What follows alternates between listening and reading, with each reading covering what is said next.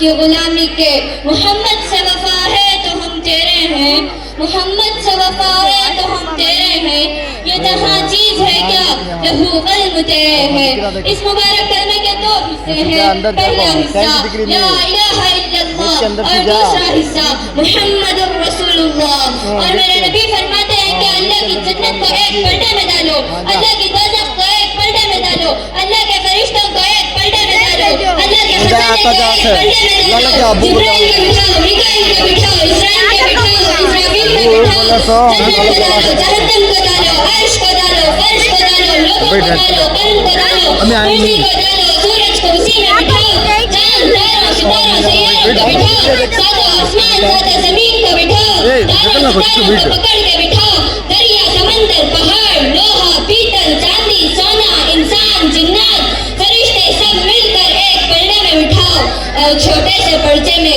لا الہ الا اللہ محمد رسول اللہ لکھ کر دوسرے پردے میں ڈالو, پھر اس کو تولو تو میرے نبی کا فرمان ہے درجۃ البہنہ لا الہ الا اللہ, تو اس کی ذات کی قسم جس کے قبضے میں محمد کی جان ہے, لا الہ الا اللہ سب کو ہوا میں اڑا دے گا.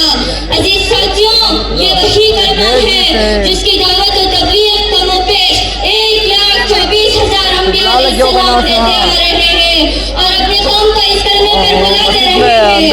چنانچہ حضرت نوح علیہ السلام 950 سال تک اس کلمے کی دعوت دی. اسی طرح حضرت ہود علیہ السلام نے بھی اس کلمے کی دعوت دی, حضرت عیسیٰ علیہ السلام نے بھی اس کلمے کی دعوت دی, حضرت اسحاق علیہ السلام نے بھی اس کلمے کی دعوت دی, حضرت عیسیٰ علیہ السلام نے بھی اس کلمے کی دعوت دی, حضرت موسیٰ علیہ السلام نے بھی اس کلمے کی دعوت دی, اور سب سے آخر میں میرے اور آپ کے پیارے محبوب حضرت محمد صلی اللہ علیہ وسلم نے بھی اس کلمے کی دعوت دی اور فرمایا یا ایھا الناس قولوا لا الہ الا اللہ تفلحون. اے لوگوں, لا الہ الا اللہ کی گواہی دو, تم کامیاب ہو جاؤ گے. معلوم ہوا کہ تمام انبیاء علیہ السلام اس کلمے پر بہت محنت فرماتے رہے اور اس بات پر رائے کرتے رہے کہ اللہ کے سوا کوئی معبود نہیں, اللہ کے سوا کوئی خالق نہیں, اللہ کے سوا کوئی نذر و نیاز اور منت کے حقدار نہیں. سامعین اکرام, اس کلمہ توحید کی دعوت کے نتیجے میں حضور صلی اللہ علیہ وسلم نے مصائب کے پہاڑ برداشت کیے, دندان مبارک شہید کرائے, جسم اثر زخمی کرائے, گھر بار چھوڑ دیا مگر کلمہ نہیں چھوڑا, مگر کلمہ نہیں چھوڑا. حضرت حذیفہ صحابی رضی اللہ عنہ کو ابلتے ہوئے پانی میں ڈالا گیا مگر کلمہ نہیں چھوڑا. حضرت سمیہ رضی اللہ عنہا کو نیزہ مار کر شہید کر دیا گیا مگر کلمہ نہیں چھوڑا. آخر کیوں نہیں چھوڑا سامعین اکرام, آخر کیوں نہیں چھوڑا؟